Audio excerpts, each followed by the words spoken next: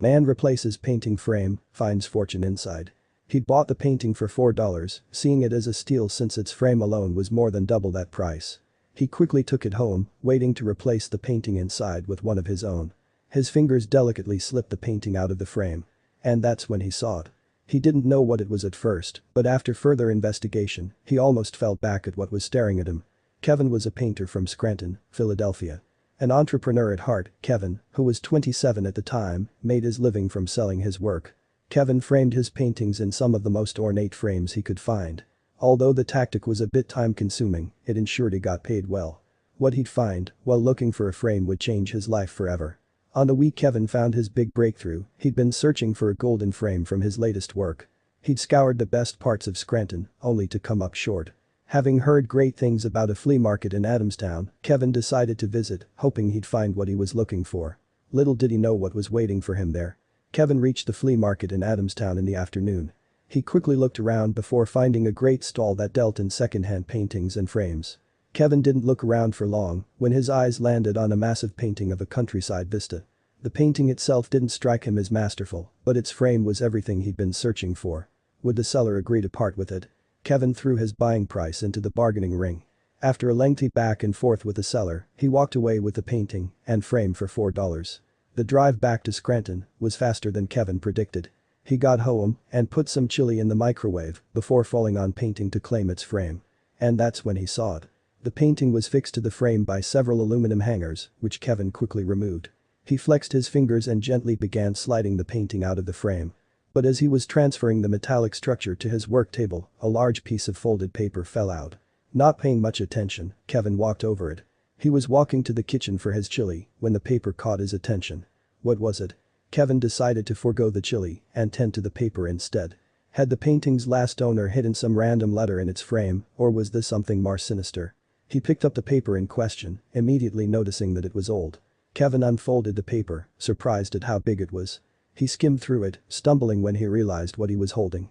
A copy of the Declaration of Independence, Kevin mumbled. He knew what he held wasn't the original piece since that was in the National Archives Museum. But why was his blood bubbling with excitement? He hurried over to his desk, pushing away the frame and gently placing the declaration down. He was about to brush it off as a regular copy when he decided to have an appraiser look at it. The appraiser's answer would leave him speechless.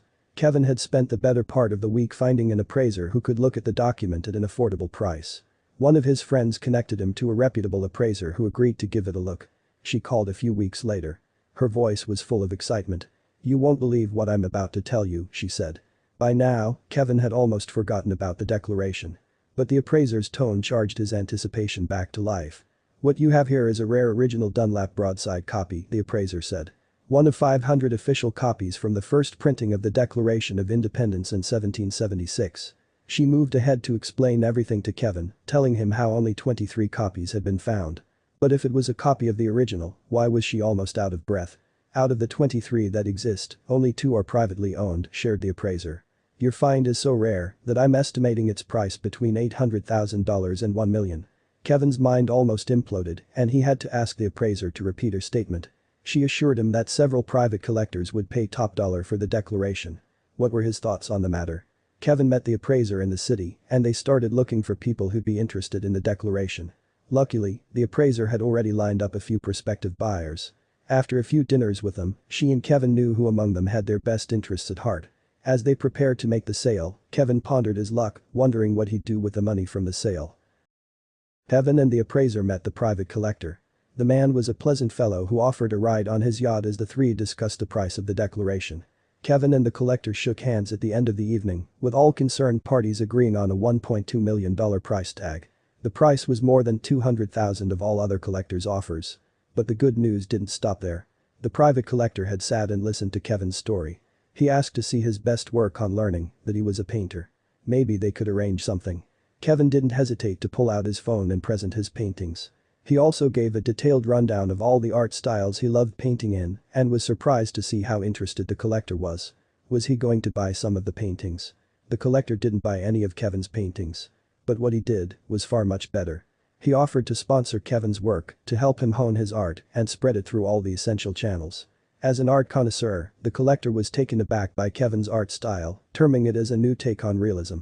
He'd be honored to introduce Kevin to like-minded individuals.